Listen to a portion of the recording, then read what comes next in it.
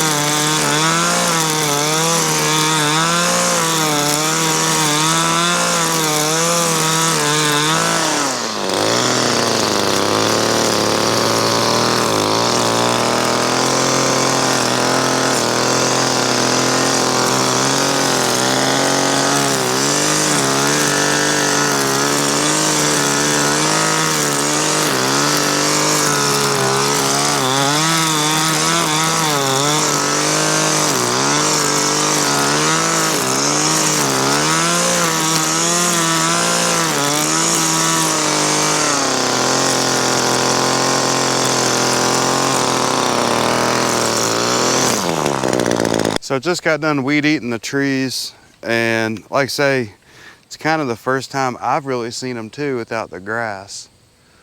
So they look awesome. Next thing I'm gonna do is, because I don't want to weed eat right up to the tree base, you know? So I've shown these on the channel before, but they're handheld hedge trimmers, basically. These are Craftsman. I'll put a link in the description, but actually they're Craftsman, and I have an adapter to run DeWalt batteries. But what you can do is get right up to the base of the tree with them, trim off the grass and everything, and you know, not have to worry about damaging anything. The nice thing is the teeth are close enough together on it.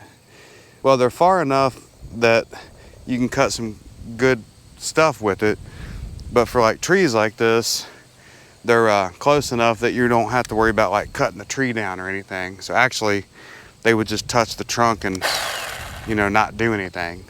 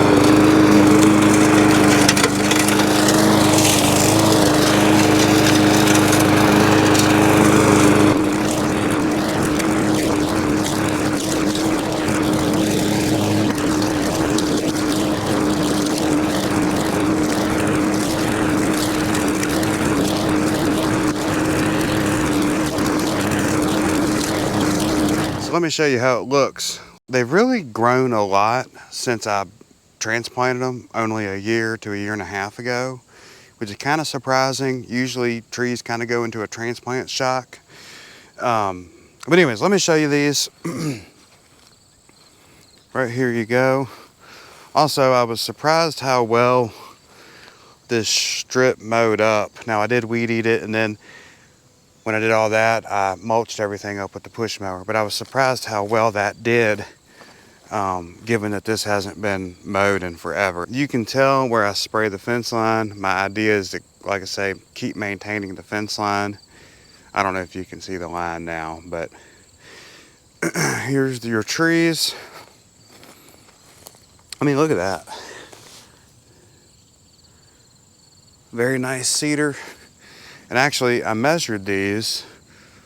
I mean, the fence is 4 foot tall. It's 4 foot tall woven wire. And if you get down, if you go to the tippy top here, technically you're over 4 foot. But I would say most of these are in the 3 to 4 foot range. Just come up through here. And went back and looked at my notes. So there's 12 total trees in this line, okay? Again, just in case you want to do it, they're spaced 10 feet apart, 5 foot off the fence. But 12 total trees. 11 of the trees were transplanted. There was one tree that was already growing in the correct spot. So 11 transplanted trees. Out of the 11, 7 survived when I planted them last April. So that gives you 7 divided by 11, it's like 64% survival rate. I did nothing to these. I planted them. Well, I dug them up. I'll show you like some examples of what I dug up. But I dug them up, put them in, and the day I put them in, I did water them just to get the air out of the soil. That was it. And then come the fall of that year, there was, you know, some had died.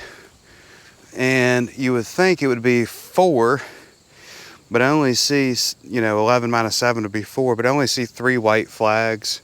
So I'm not sure what happened there. But anyways, the ones with the white flags were replaced last fall. So now it's been a full year because we're in fall. So like here's another one right here. There you go. That's actually a really nice one. But anyway, so 65%. I've read a lot of people say they get 80%, whatever. But I mean, you know, for just coming down here and plopping them in and not doing anything, especially to somebody that's put in a whole bunch of trees and you have to do tree gators, the bags are on the trees and water them and all this stuff for 2 years and all. I mean, it's amazing that these survive so well. Now, the funny thing about this one, apparently I didn't see this one. This was just a natural one. So this is your 10 foot here, and that was a natural one. So I'm gonna have to dig that one up and move it somewhere. But yeah, it looks really good. Let me show you the kind of stuff that I was digging up for these. So what I did was I just drove along our fence line, you know, all around. And if you look, you kind of got to look close because sometimes they're covered in vines. But like here's a nice cedar right here. There's one right there. That'd be a real good one to dig up. Nice. You don't, if you get too big, then you do need to water them and stuff like that.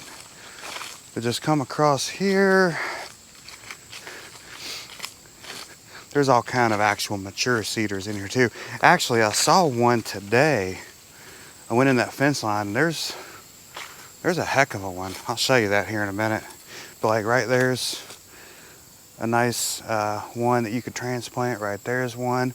And see, the thing is, those would probably do all right, but cedar trees don't actually like shade. So like sometimes you'll find them growing like back in there and stuff. And yeah, they'll just kind of peter along and, you know, not really do much. They won't really grow. They won't really die. So by digging them up, you're kind of giving them a second life. So what I did was I found those little saplings like that, you know, and I came through with the shovel and the golf cart. I'll try to put a picture up. And I literally just shoveled kind of around them. Tried to get a root ball of dirt, so I would recommend doing it when it's wet. But some of them, even the root ball totally disintegrated. And I basically had a bare root tree, if you will. Just a tree with roots, no soil. And I do think some of those were the ones that died. But also, I know for a fact some of those lived as well. I mean, if you look, like right there's one, right in there. And see what happens is when they get shaded, they lose a lot of their leaves. But I just came down through here. There's a nice one right there. See, right here, and you got a white oak tree there. So I mean, that one will never really be able to get super big. Same way right there. There's one right in all that mess there. Look at that one. It's a pretty big one. Like I say, we don't own woods, so I kind of get excited about trees, I guess, if you will, because we don't have a million of them. So this big one here, I mean, just a rough guess. I'm trying to hold the camera and the tape. You're supposed to measure it like 4.5 feet off the ground. I mean, by the time that goes over there, you're somewhere in the 18-inch range on that one. And then there was a big one, or an interesting one over here. I believe this is like a double forked locust tree. And then in the middle of it, look at that. In the middle of it is a cedar. Look at that. All right, guys, so I got all of 12 trees and the grass and everything, got that all weed eated. I'm super happy with how it turned out. Like I say, I mean, I haven't really seen these trees in a year and a half or so because they've been swamped out, you know, choked out by grass. So they're doing awesome. So now all I got to do is just keep them mowed up. I can probably duck in here with the zero turn and then just do a little bit of weed eating and that kind of thing. But they're probably going to grow really fast. I can already, I mean, they were nowhere near this big when I put them in a year and a half ago. Most of the time you hear people pissed off at cedar trees because they, you know, took over a 5-acre field or whatever. But I haven't heard of many people that transplant them. But then when I actually, I typed it in on YouTube and Google and different things, and it's a legit thing that people do. I mean, think about what this would have cost nursery tree wise. And there was one video, like a guy did 1,500 foot of road frontage and did it this way. So anyways, hope y'all enjoyed the video. I'll keep you updated on this probably once a year. We'll see how it does. And with that said, guys, thank y'all for watching, and we'll catch you next time.